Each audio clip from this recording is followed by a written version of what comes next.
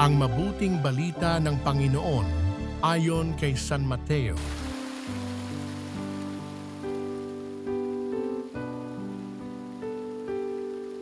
Noong panahong iyon, sinabi ni Jesus sa kanyang mga apostol, "Humayo kayo at ipangaral ninyo na malapit ng maghari ang Diyos. Pagalingin ninyo ang mga may sakit at buhayin ang mga patay. Pagalingin ninyo ang mga ketongin at palayasin ang mga demonyo.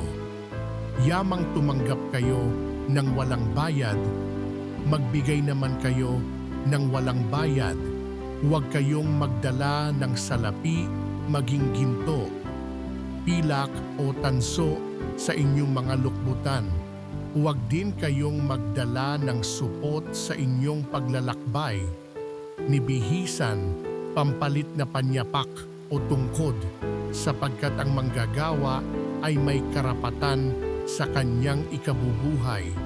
At saan mang bayan o nayon kayo dumating, humanap kayo ng taong karapat-dapat pakituluyan at manatili kayo roon habang kayo'y nasa lugar na iyon. Pagpasok ninyo sa bahay, sabihin ninyo, maghari nawa ang kapayapaan sa bahay na ito. Kung karapat-dapat ang mga tao sa bahay na iyon, panatilihin ninyo sa kanila ang inyong bati, ngunit kung hindi, bawiin ninyo ito.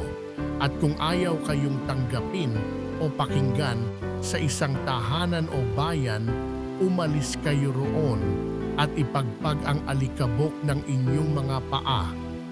Sinasabi ko sa inyo na sa araw ng paghuhukom ay higit na mabigat ang ipaparusa sa mga tao sa bayang yaon kaysa dinanas ng mga taga-Sodoma at taga-Gomora.